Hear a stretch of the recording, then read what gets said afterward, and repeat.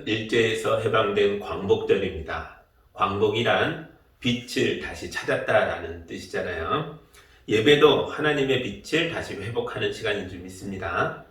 예배를 통하여 여러분 삶의 모든 어둠이 물러가고 기쁨이 회복되기를 예수님의 이름으로 기원합니다. 아멘. 예배합니다. 하나님께 예배하는 사람은 영과 진리로 예배해야 합니다. 아멘.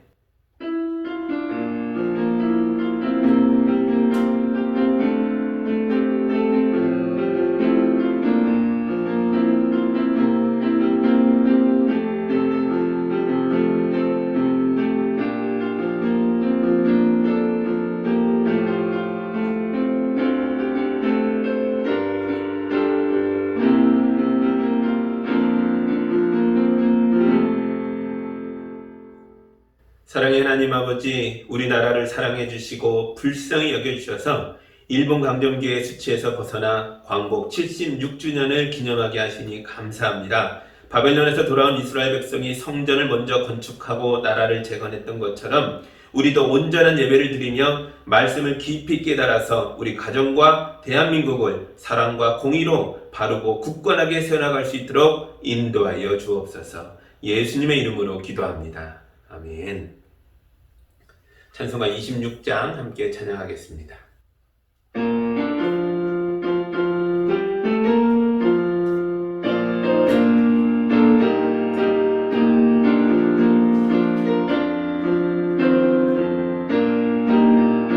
구세 주를 아는 이들 찬송하고 찬송하세.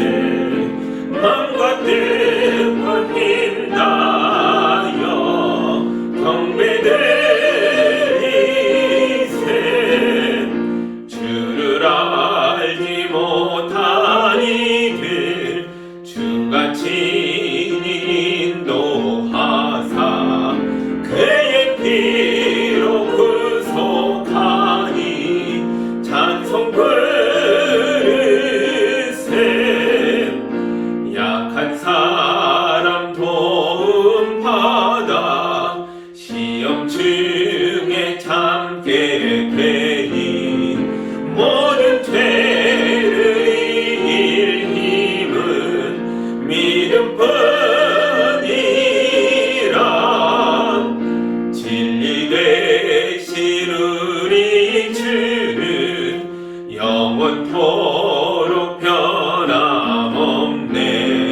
성도들아 주를 믿어 길이 섬기세.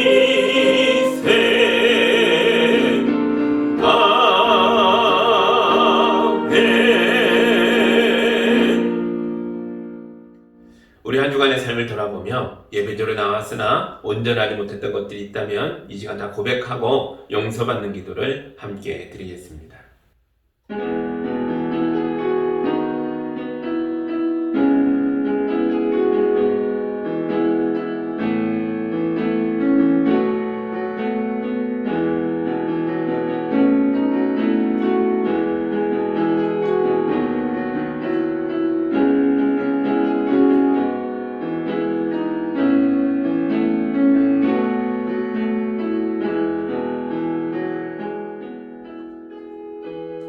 사랑의 하나님 아버지, 우리가 나라의 소중함을 잊고 살았습니다.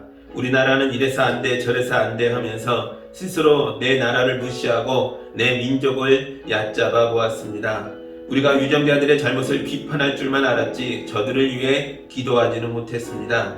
우리가 나라를 향해서 불평과 요구만 만났지 시민의 의무와 헌신에는 소홀했습니다. 우리가 개인의 성공을 위해서만 기도하고 남북으로 갈려있는 나라를 위해서는 울며 기도하지 못했습니다. 그럼에도 불구하고 이 나라를 지켜주셔서 감사합니다. 이제는 나라와 민족을 위하여 이 나라의 자유와 공의와 평안을 위하여 깨어 기도하는 성도들이 되게 하여 주옵소서. 예수님의 이름으로 기도하옵나이다. 아멘.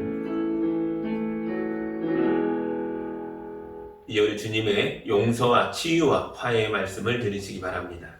내 영혼이 잠잠히 하나님만을 기다림은 나의 구원이 그에게서만 나오기 때문이다. 하나님만이 나의 반석, 나의 구원, 나의 요새이시니 나는 결코 흔들리지 않으리로다. 아멘. 이 용서받은 자로서 참된 예배자의 자세로 사도신경으로 우리의 신앙을 함께 고백하겠습니다. 나는 전능하신 아버지 하나님 천지의 창조주를 믿습니다. 나는 그의 유일하신 아들 우리 주 예수 그리스도를 믿습니다. 그는 성령으로 잉태되어 동정녀 마리아에게서 나시고 본디오 빌라도에게 고난을 받아 십자가에 못 박혀 죽으시고 장사된 지 사흘 만에 죽은 자 가운데서 다시 살아나셨으며 하늘에 오르시어 전능하신 아버지 하나님 우편에 앉아 계시다가 거기로부터 살아있는 자와 죽은 자를 심판하러 오십니다. 나는 성령을 믿으며 거룩한 공교회와 성도의 교제와 죄를 용서받는 것과 몸의 부활과 영생을 믿습니다. 아멘. 찬송가 96장 함께 찬양하겠습니다.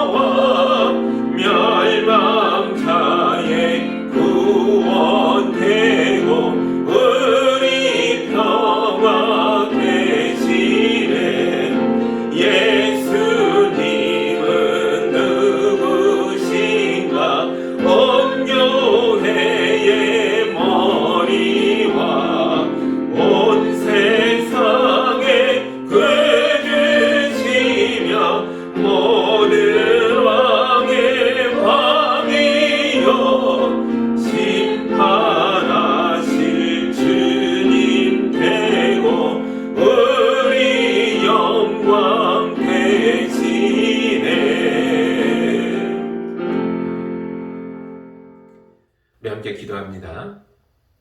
사랑의 하나님 아버지, 우리를 예배로 불러주셔서 감사합니다. 이 시간 거룩한 성령으로 성도들 위에 임하셔서 우리 성도들이 세상의 염려에서 벗어나 믿음과 소망으로 충만해지게 하여 주옵소서.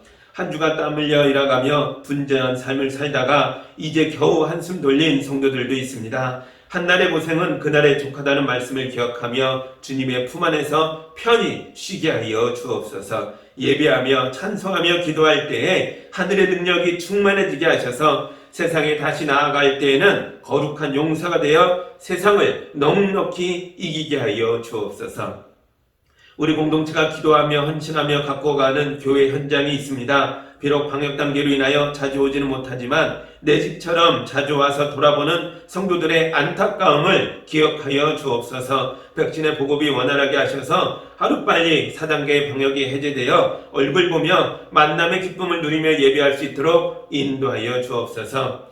주여, 하늘과 땅이 모두 주님의 것인데 주의 자녀들이 이 땅에서 공고한 생활 때문에 어려움을 당하고 있습니다. 자녀의 눈물에 낸 호소를 기억하여 주셔서 저들의 기도가 헛것이 되지 않도록 거룩한 손으로 굳게 붙들어 주옵소서. 하늘문을 여셔서 가정마다 충만하게 채워 주시옵소서. 주님, 우리가 세계 각국의 선교사님들을 파송했습니다. 그러나 이 어려운 시대에 자주 연락도 못하고 후원도 충분히 보내지 못하고 있습니다. 주님, 선교사님들을 강건하게 붙들어 주셔서 약해지지 않게 해주시고 현장에서 뜨거운 역사가 나타나게 하여 주옵소서. 그리고 한국의 교회들과 우리 교회도 더 힘을 내어서 우리가 파송한 선교사님들을 더 믿음으로 강건하게 붙들어주며 기도하며 후원할 수 있도록 인도하여 주옵소서. 우리 중에 몸이 아픈 성도들이 있습니까? 주님께서 아시고 계신 줄 믿습니다. 주여 거룩한 손으로 임재하시고 만지시고 치료의 광선을 부여하여 주셔서 강건하게 일어날 수 있도록 도와주시옵소서. 힘있게 일어나 가정을 돌보며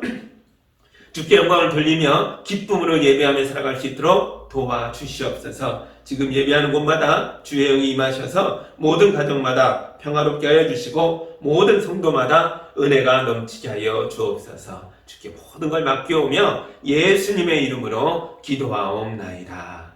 아멘.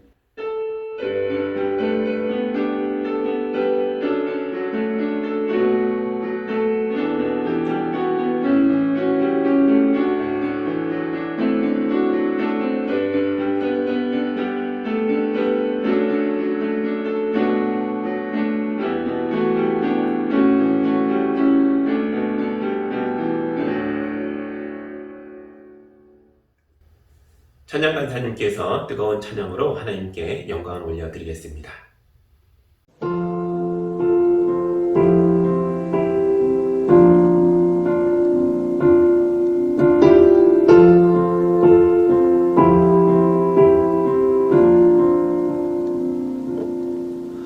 주님 내 길을 잘 아시고 내 걸음 아시는 어둠에서 빛을 내시는 그분을 믿네.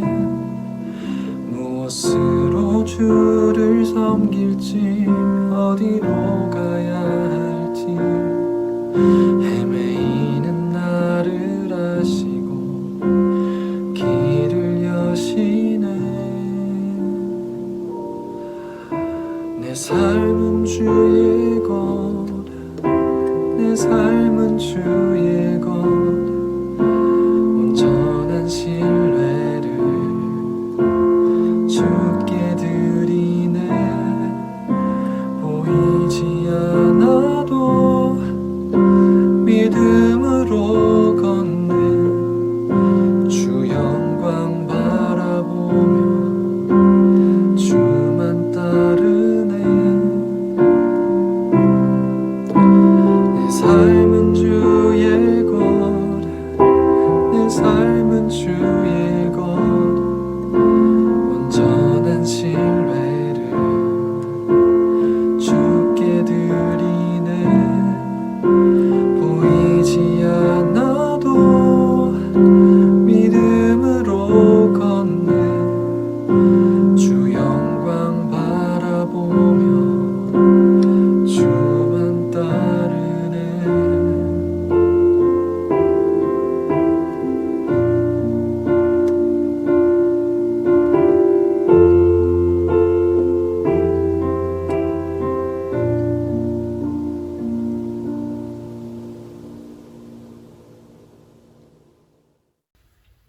하나님 말씀 같이 보겠습니다. 오늘 우리에게 주시는 주님의 말씀은 요한복음 15장 11절에서 17절의 말씀입니다.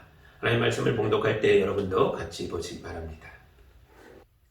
내가 너희에게 이러한 말을 한 것은 내 기쁨이 너희 안에 있게 하고 또 너희의 기쁨이 넘치게 하려는 것이다. 내 계명은 이것이다. 내가 너희를 사랑한 것과 같이 너희도 서로 사랑하여라. 사람이 자기 친구를 위하여 자기 목숨을 내놓는 것보다 더 큰 사랑은 없다. 내가 너희에게 명한 것을 너희가 행하면 너희는 나의 친구이다. 이제부터는 내가 너희를 종이라고 부르지 않겠다. 종은 그의 주인이 무엇을 하는지를 알지 못한다. 나는 너희를 친구라고 불렀다. 내가 아버지에게서 들은 모든 것을 너희에게 알려주었기 때문이다. 너희가 나를 택한 것이 아니라 내가 너희를 택하여 세운 것이다. 그것은 너희가 가서 열매를 맺어 그 열매가 언제나 남아있게 하려는 것이다. 그리하여 너희가 내 이름으로 아버지께 구하는 것은 무엇이든지 다 받게 하려는 것이다. 내가 너희에게 명하는 것은 이것이다. 너희는 서로 사랑하여라. 아멘. 잠깐 기도합니다. 사랑하는 하나님 아버지 감사합니다. 우리 예수님이 제자들에게 포도나무 이야기도 해주시고 많은 이야기를 하시며 가장 중요한 서로 사랑하라, 나의 제자가 되라 말씀하신 걸 봅니다. 우리도 이 말씀을 깊이 받아들고 깨달아 주님을 가까이 하며 또 서로를 뜨겁게 사랑하며 기쁨 가운데 살아갈 수 있도록 인도하여 주옵소서. 예수님의 이름으로 기도합니다. 아멘. 지난주에 우리 예수님이 포도나무 이야기를 하셨죠. 내가 참 포도나무이고 너희는 가지이다. 내 안에 머물러라. 그리하면 너희가 많은 열매를 맺을 것이다. 아멘. 예수님은 우리가 열매 맺는 인생을 살게 되기를 간절히 원하십니다. 어떻게든 열매 맺고 살아가라고 나무가 되어 우리에게 진액을 공급하시겠다는 거예요. 가지가 열매를 많이 맺으려면 크게 두 가지가 필요합니다. 첫째는 가지치기를 해야 한다는 거죠. 열매로 가야 할 힘이 쓸데없는 것으로 가서 낭비되지 않도록 하는 것이 가지치기입니다. 예수님의 말씀에 귀를 기울이고 예수님의 계명에 순종하십시오. 그러면 복잡했던 삶이 단순해지면서 우리가 맺어야 할 열매에 집중할 수 있게 됩니다. 그러면 여러분은 좋은 열매를 많이 맺을 수 있게 됩니다. 둘째로 가지가 열매를 많이 맺으려면 나무가 공급해주는 진액을 받아들여야죠. 예수님은 너희가 내 안에 머물러라 그래야 열매를 많이 맺을 수 있다라고 말씀하셨잖아요.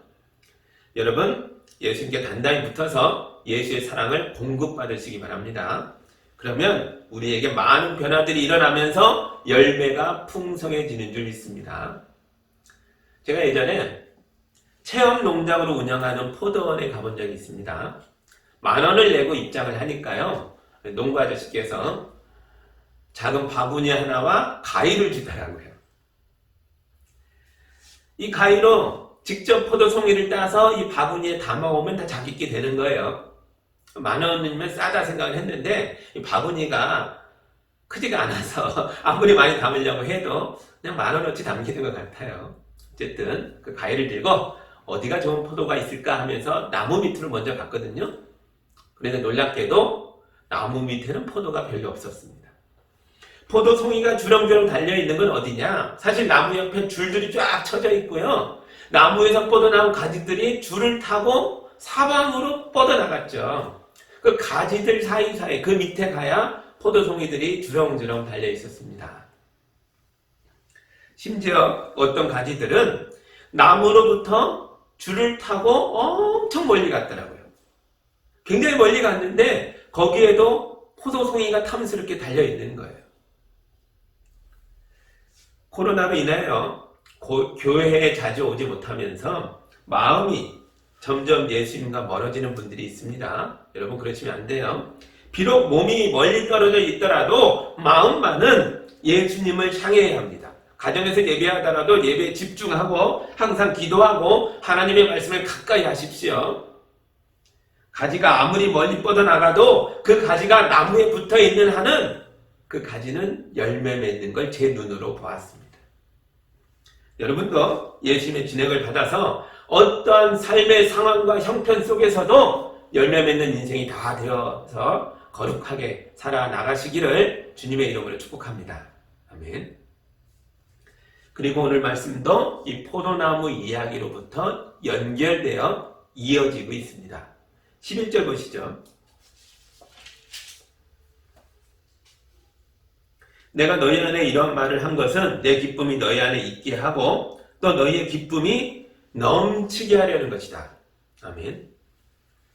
참 포도나무이신 예수님이 여러분에게 기쁨의 진액을 공급하시겠다라고 말씀하시는 겁니다. 그것도 넘치도록 주시겠대요. 그러니까 여러분 심각한 얼굴을 좀 펴고 활짝 웃으시기 바랍니다. 사실 여러분 중에는 이 웃으라는 말이요 기분 나쁘게 들릴 수도 있어요. 어떤 분들은 그런 느낌이 들 수 있습니다. 목사님, 내 인생이 얼마나 심각한지 모르시잖아요. 내가 이렇게 고달프고 어렵게 살아내고 있는데 웃을 일이 없는데 뭘 웃으라고 한다고 웃어집니까? 이런 생각을 하는 분도 있을 겁니다. 그런데 여러분, 예수님이 제자들에게 기뻐하라 라고 말씀하시는 이 순간, 이 상황이요, 지금 우리가 처한 상황보다 훨씬 더 심각한 상태였습니다. 예수님은 지금 십자가의 죽음을 눈앞에 두고 있는 거예요. 자기 인생의 마지막 기도를 드리려고 올리브산으로 가고 있는 중입니다. 제자들도 다는 모르지만 낌새를 챘죠. 이거 뭔가 이상하다. 그러면서 제자들 속에 침울함, 무거움 이런 게 가득 차 있었습니다. 이런 상황에서 예수님이 이 말씀하신 거예요. 얘들아, 좀 웃어. 내 안에 기쁨이 있어. 이걸 내가 너희 안에 넣어줄게. 내 기쁨이 너희 안에 들어가면 너희가 기쁨으로 가득해질 거야. 예수님은 십자가로 가는 길을 기뻐하셨습니다. 십자가는 죽음의 길이고 십자가는 죄가 없는데 죽어야 하는 억울한 길인데요. 인간적으로는 절대로 기뻐할 수 없는 길입니다. 그런데도 예수님은 이 길을 기뻐하셨습니다. 왜냐하면 예수님은 자기가 죽어야 우리가 산다는 걸 아시기 때문이에요. 예수님은 자기의 죽음으로 제자들을 살리고 여러분을 살리고 세상의 인류를 살려서 구원의 길을, 하나님 나라로 가는 길을 열고 계시기 때문에 자기의 죽음보단 살아나는 생명을 보며 기뻐하고 계십니다. 그리고 이 기쁨을 우리에게 주시겠대요. 똑같은 기쁨이지만 예수 안에 있는 기쁨이 우리 안으로 들어오면 그 의미가 좀 달라집니다. 우리에게 들어오는 기쁨은 예수님 덕분에 용서받는 기쁨이에요. 예수님 덕분에 다시 살아나는 생명의 기쁨이고, 예수님 덕분에 하나님의 자녀가 되는 기쁨이고, 예수님 덕분에 복음의 증인으로 살게 되는 기쁨입니다. 여러분, 이 기쁨은 여러분이 스스로 만들어낸 게 아니잖아요. 이건 예수가 자기 안에 있는 걸 꺼내서 우리 안으로 넣어주는 기쁨이에요. 참포도나무가 가지에게 공급하는 진액이에요.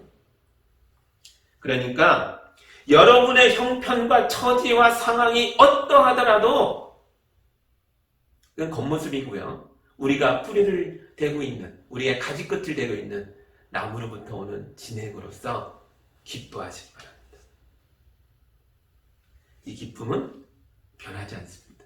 우리가 처해 있는 상황은 시시각각 달라지지만 우리가 공급받는 예수가 주는 기쁨은 변하지 않는 기쁨입니다. 구원의 기쁨, 생명의 기쁨, 자녀된 기쁨, 복음의 기쁨. 초대교회 성도들이요, 오늘날의 우리보다 훨씬 더 어려운 상황을 살고 있었죠. 그들은 우리보다 더 가난했고, 우리보다 더 많이 병들었고, 우리보다 더 일찍 죽었고, 우리보다 훨씬 더 많은 박해를 받아야 했습니다. 그런데도 이들은 기뻐했습니다. 고린도후서 6장에 나오는 바울 선교사님의 고백을 들어보십시오. 우리는 속이는 사람 같으나 진실하고, 이름 없는 사람 같으나 유명하고, 죽는 사람 같으나 보십시오 살아있습니다.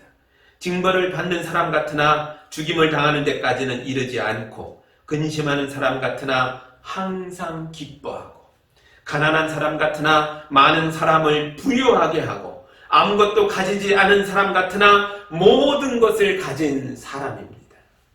아멘. 이게 우리보다 훨씬 어려운 상황 속에 놓여있던 초대교회 성도들이 스스로를 향해서 느끼고 있는 자기 정체성이었습니다. 우린 이런 사람입니다. 여러분, 이게 바로 그리스도인입니다. 그리스도인들은 예수라는 나무에 붙어있는 가지들이잖아요. 그래서 우리는 예수 안에 있는 기쁨의 진액을 공급받고 있기 때문에 현실이 아무리 어렵고 힘들어도 항상 기뻐하며 웃을 수 있는 겁니다. 여러분, 항상 기뻐하십시오. 다시 말합니다. 항상 기뻐하십시오. 그런데 예수님이 여러분에게 주기만 하는 건 아니에요. 여러분에게 사랑을 공급하고 여러분의 기쁨의 진액을 공급하지만 동시에 나무는 가지에게 요구하는 게 있는 게 있죠. 12절 보시죠. 내 계명은 이것이다. 내가 너희를 사랑한 것과 같이 너희도 서로 사랑하여라. 아멘. 저는 체험농장에서 나무로부터 멀리 떨어진 가지도 나무에 붙어있는 한 탐스러운 포도송이를 달고 있는 걸 제 눈으로 봤다고 했죠. 이 가지는 나무의 사랑을 믿었고 그 사랑에 머물렀기 때문에 나무가 온 힘을 다해 공급해주는 진액을 받아서 풍성한 열매를 맺을 수 있었던 것입니다. 그런데 포도나무로부터 뻗어나온 가지는 그거 하나가 아니었다는 거죠. 나무 하나에서부터 줄을 매단 사방팔방으로 많은 가지들이 뻗어나가서 엄청나게 풍성한 열매를 맺는 겁니다. 가지들이 서로 경쟁하는 것처럼 보이지만 사실은 한 나무에서 나온 가지들이기에 서로 사랑하고 있는 거예요. 서로 돕고 있습니다. 나무 가지들이 서로 아무 말도 하지 않잖아요. 여러분 나무의 속삭임을 들어보셨어요? 나무가 뭐라고 하는지 들립니까? 안 들리죠? 그런데 그들이 말하지 않는 게 아니에요. 학자들의 연구에 의하면 많은 것들이 밝혀졌는데요. 벌레가 나뭇잎 하나를 갉아먹잖아요. 그럼 나뭇잎이 화학 성분을 발산을 한답니다. 뭔가가 뿜어져 나온대요. 눈에는 안 보이지만. 그래서 그것이 뿌려져 나가면 주변에 있는 나뭇잎들이 그것을 통해 신호를 받는데요. 벌레가 왔구나. 그리고는 탄닌이라고 해서 벌레가 먹기 싫어하는 쓴 성분을 나뭇잎들이 농축하기 시작한답니다. 아주 짧은 시간에 쌓인대요. 벌레가 더 이상 다른 나뭇잎을 먹지 못하고 갈 수밖에 없는 거죠. 여러분, 숲의 나무가 울창한 이유는 나무들이 서로 사랑하기 때문입니다. 그런데 보세요. 제가 입으로는 예수님을 사랑한다고 말하면서 집에 가서는 제가 저의 아내와 아이들을 막대하고 업신여기잖아요. 그러면 우리 집은 순식간에 지옥으로 변할 겁니다. 교회도 그래요. 저는 사랑이 식어서 침몰하는 배처럼 생명의 빛이 꺼져가는 교회들을 여럿 알고 있습니다. 목사님들의 모임에 가보면 이런 교회들의 소식을 너무 많이 듣게 돼요. 어떤 교회가 어떻게 됐다더라. 어떤 교회가 어떻게 됐다더라. 예수의 이름으로 세워진 이 사랑의 공동체가 왜 침몰해 가는 겁니까? 안타깝게도 이 교회들은 서로 사랑하라는 예수님의 계명을 저버렸기 때문입니다.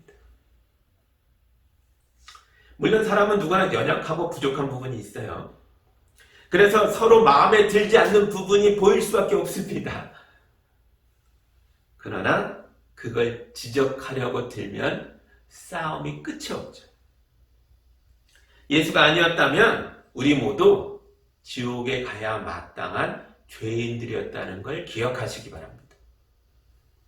우리는 서로 사랑해야 합니다. 예수님의 사랑을 공급받아서 이 사랑을 서로 나누어야 합니다. 그러면 사랑이 더 커지고 기쁨이 풍성하게 흘러넘치게 되어서 우리가 있는 곳이 하나님의 나라가 되는 줄 믿습니다. 그래도 잘 모르겠다면 예수님을 쳐다보십시오. 13절입니다. 사람이 자기 친구를 위하여 자기 목숨을 내놓는 것보다 더 큰 사랑은 없다. 아멘. 예수님이 이런 사랑을 우리에게 주시겠다는 거예요. 그 사랑을 공급받아서 적어도 내 옆에 있는 사람, 내 가족, 내 교인, 내 친구는 사랑할 수 있지 않냐는 거죠. 우리 입장에선 예수님이 이 죄인을 위하여 죽으신 겁니다. 그러나 예수님 입장에선 예수께서 죄인을 위하여 죽어주는 게 아니고 친구를 위해서 죽어주는 거라는 거예요. 우리는 예수님의 친구라는 거죠. 예수님은 나를 위해 죽으셨는데요. 내가 예수의 친구에게, 예수님은 내가 내 친구를 위해 죽는 거야. 이렇게 생각하신다는 거죠. 여러분은 친구를 위해서 대신 죽어줄 수 있나요? 여러분은 친구를 위하여 어디까지 할 수 있습니까? 우리는 친구가 도와달라고 찾아왔을 때에 얼마만큼 도와줄 수 있을까요? 제가 30대 초반 신혼 때 교육전도사로 정말 어렵게 살고 있는데 친구가 찾아왔어요. 보험 영업을 이제 막 시작한 친구가 보험 하나 들어달라고 온 거예요. 제가 친구를 위해 할 수 있는 게 거기까지더라고요. 보험 하나 들어주는 것. 그때 종신보험 하나 들었는데요. 지금 20년째 유지하고 있습니다.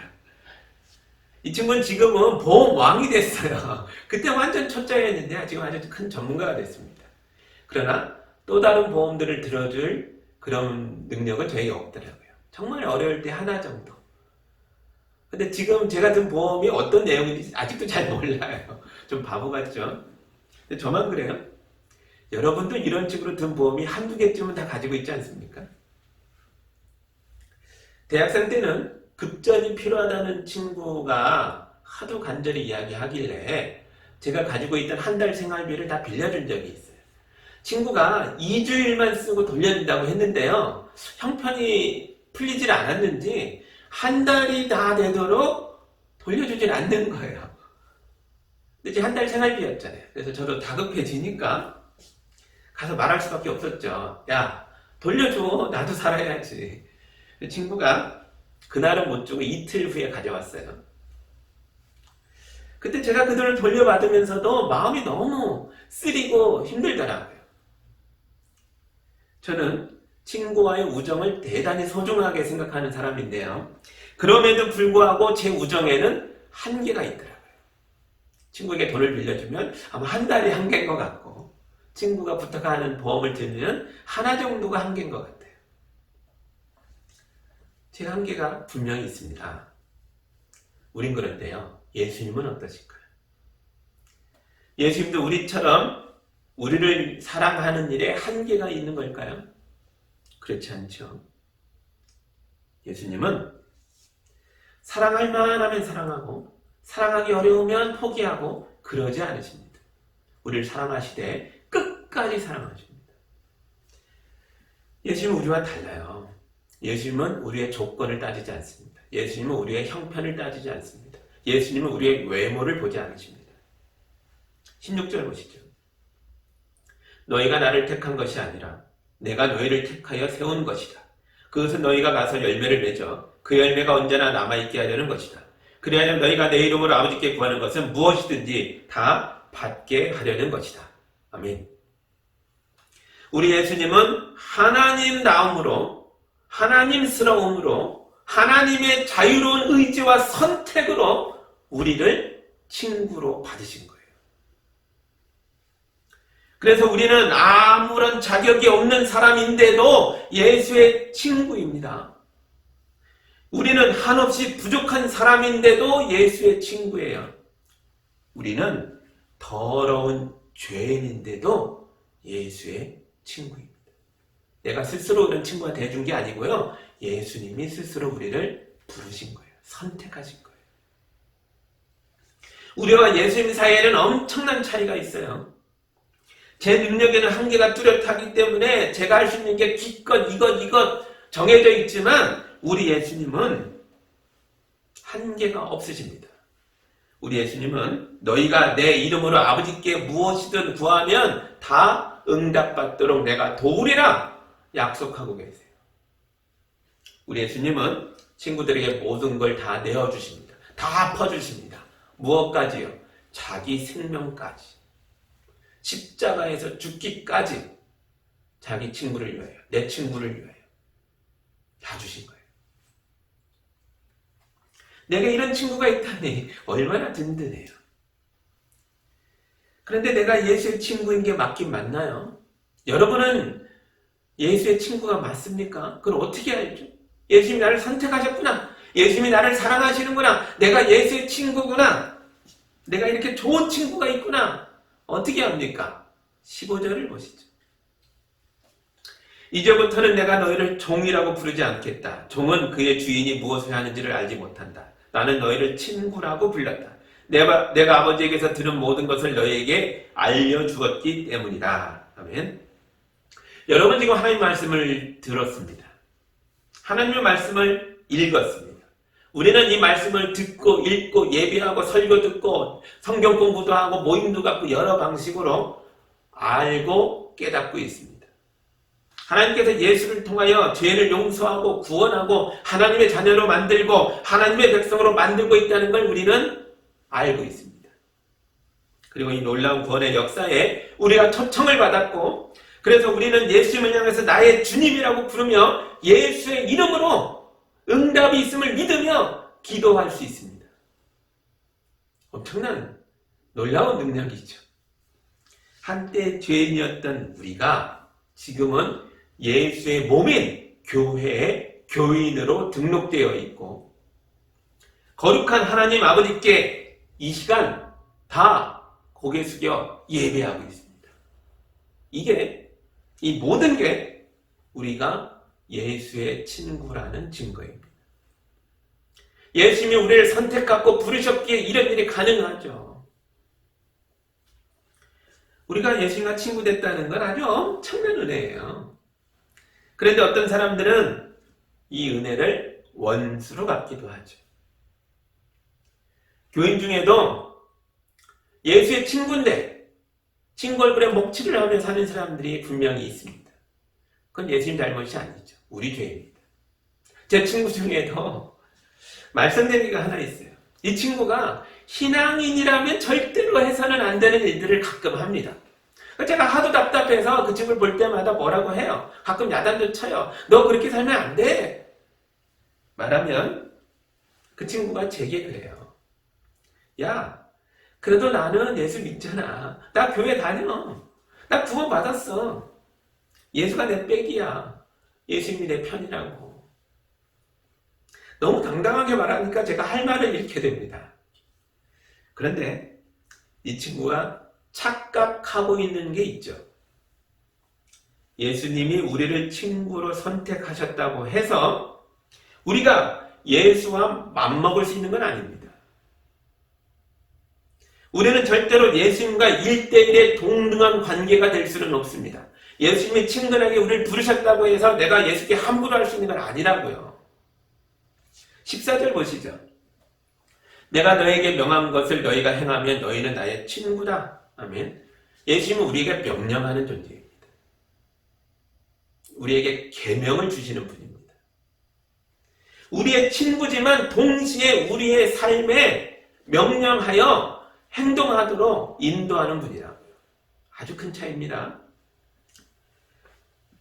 여러분은 예수에게 명령할 수 없습니다. 우리는 하나님을 향해 명령할 수 없습니다. 예수와 우리는 절대로 평등하지 않습니다.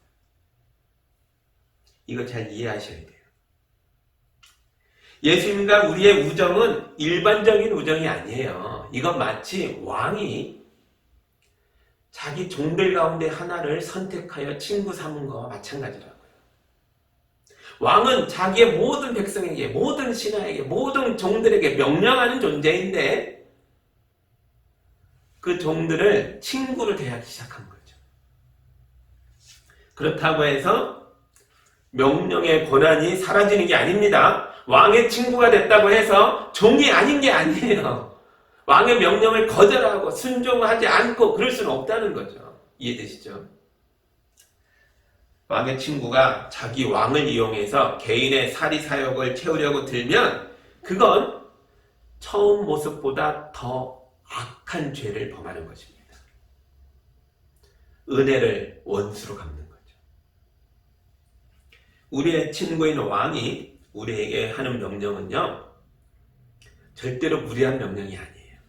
우리를 어렵게 만드는 명령이 아니에요. 우리를 살리고 도와주고 구원하고 기쁨을 채워주는 그런 명령입니다. 내 명령을 순종하라.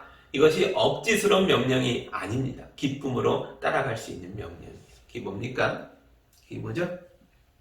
우리가 우리 인생에서 열매 맺고 성공하는 삶을 살도록 주님이 주시는 명령이 무엇입니까? 이미 봤죠. 이 명령은요, 반복하고 또 반복해서 여러 번 나옵니다. 17절 보시죠. 우리가 아까 봤던 명령이 여기 또 있습니다. 내가 너희에게 명하는 것은 이것이다. 너희는 서로 사랑하여라. 아멘.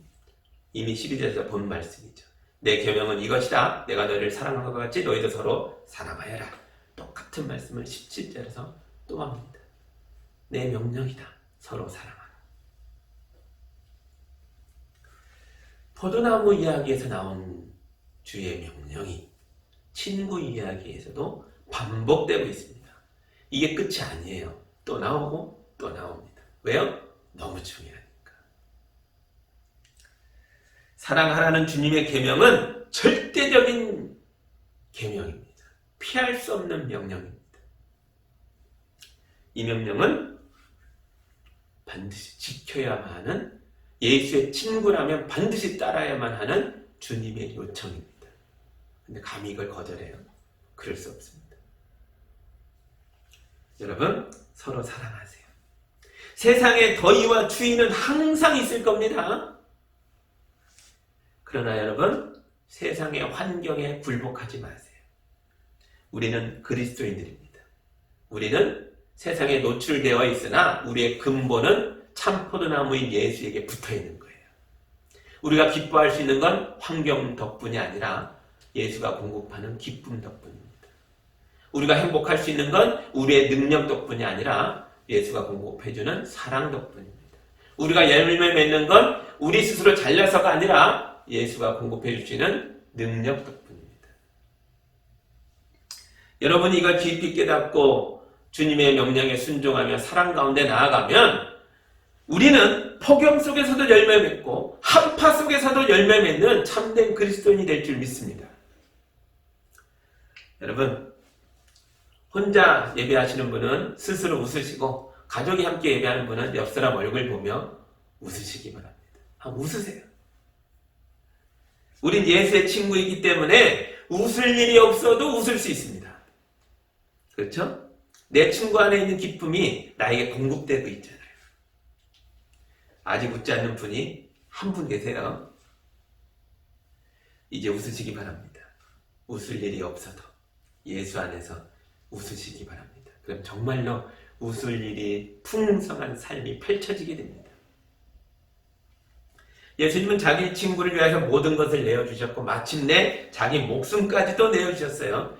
우리는 인간적인 한계가 있기 때문에 우리가 이렇게까지는 할 수 없습니다. 그러나 적어도 예수의 이름에 먹칠하며 살면 안 되죠. 예수의 친구답게 예수의 친구라는 이름이 부끄럽지 않도록 최선을 다해서 계명을 지키십시오. 어떤 계명이요? 서로 사랑하라. 이거 하나는 꼭 지켜나가시기 바랍니다.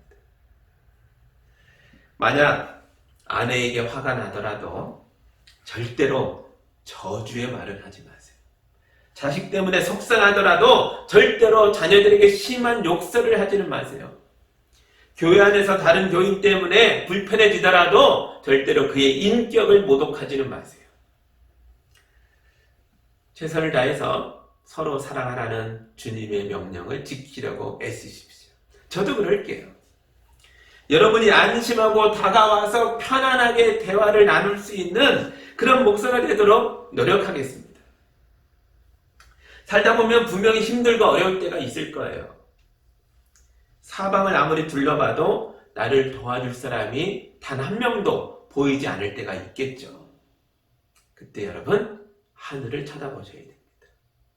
사람은 없으나 우리 예수님이 내 친구이십니다. 예수가 내 친구다라는 걸 기억하십시오. 너희가 내 이름으로 아버지께 구하는 것은 무엇이든지 다 받도록 내가 돕겠다. 이 말씀을 기억하십시오.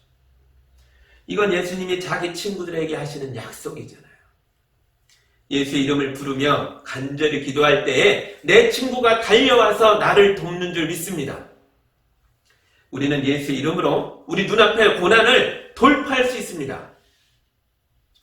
예수의 이름으로 항상 기뻐하며 쉬지 말고 기도하며 범사에 감사함으로 하나님의 뜻을 이루며 우리 가정과 우리 교회를 하나님의 나라로 만들어가는 예수한기교회 성도들이 다 되시기를 우리 주님의 이름으로 축복합니다.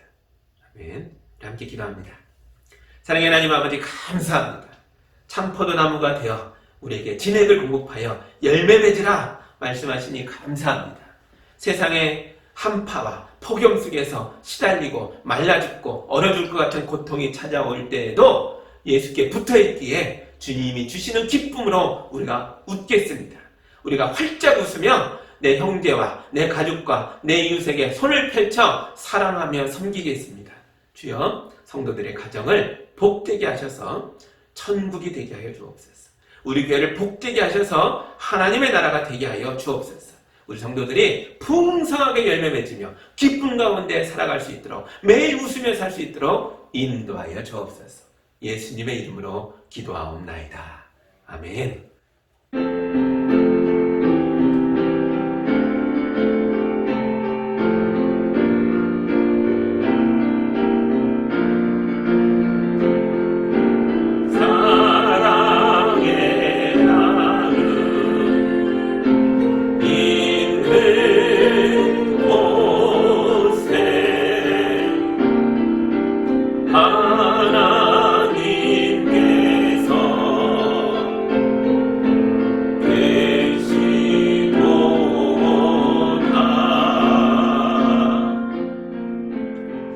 사랑의 하나님 아버지, 감사합니다. 우리 성도들이 기쁨의 고백으로 예수의 친구됨의 감사함으로 주님께 예물을 올려드렸습니다. 이 귀한 예물이 주님의 몸된 교회를 튼튼하게 세우고 교회의 이름으로, 예수의 이름으로 이 땅에 눈물 흘린 자들을 돌보며 살려내는데 거룩하게 쓰일 수 있도록 도와주옵소서. 우리 성도들의 물질에 눌리지 않도록 축복하셔서 삶에서 열매 맺으며 하는 일마다 풍성이 일어나 불길같이 일어나 나도 살고 가족도 살리고 이웃도 살리는 삶을 살 수 있도록 축복하여 주시옵소서. 예수님의 이름으로 기도하옵나이다. 아멘.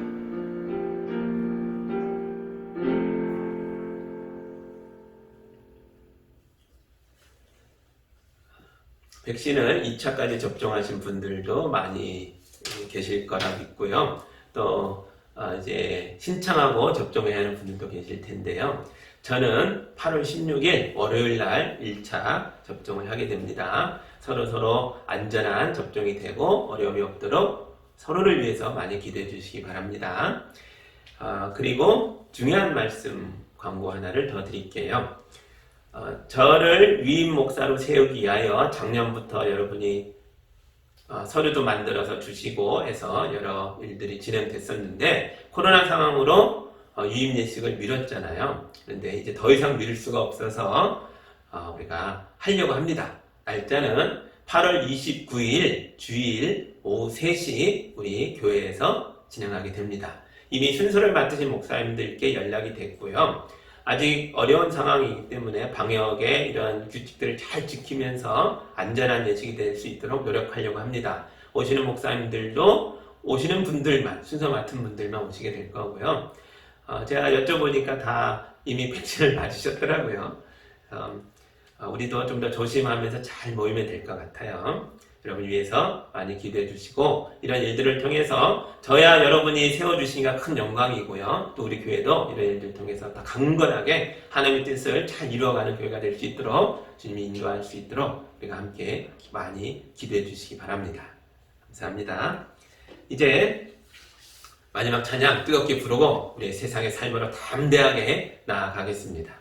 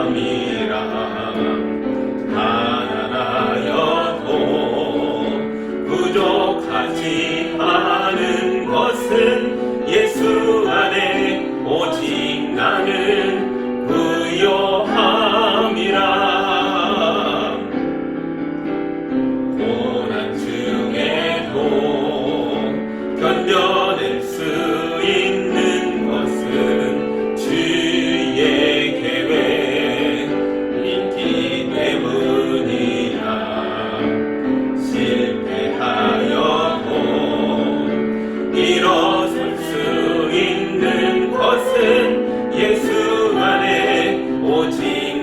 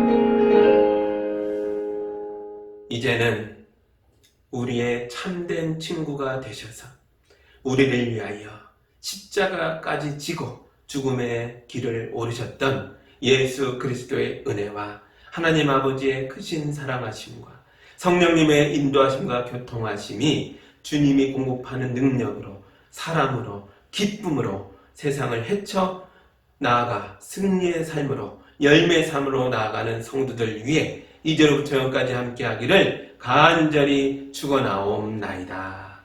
아멘.